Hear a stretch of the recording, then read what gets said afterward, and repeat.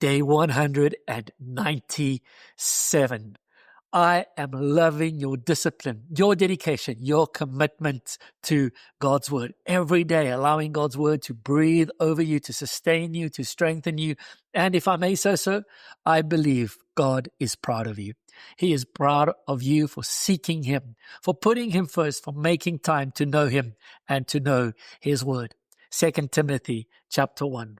Paul, once again imprisoned in Rome, is awaiting execution, and he writes the very last of the remaining letters that we have of Paul. It is an intensely personal letter, as one can imagine. He writes to his young son in the faith, Timothy, and he starts like every one of his letters. He is praying for Timothy. He is praying that God would move in Timothy's life.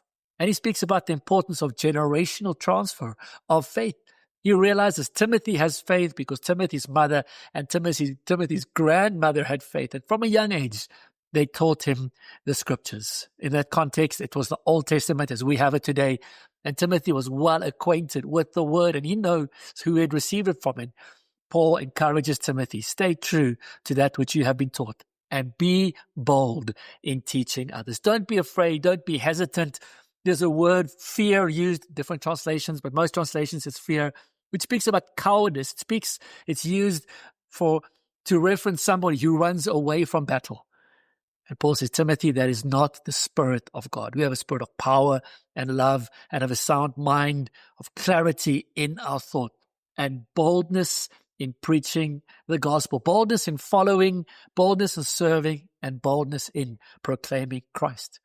Paul and Timothy had both been called to a holy calling, a calling which was of God and for God, and a calling which included suffering. Paul says to Timothy, stay true to what you have been taught. Don't sway from it. Don't let suffering, any opinions, any other people draw you away from what you know is true. Hold on to that, live that, and teach that.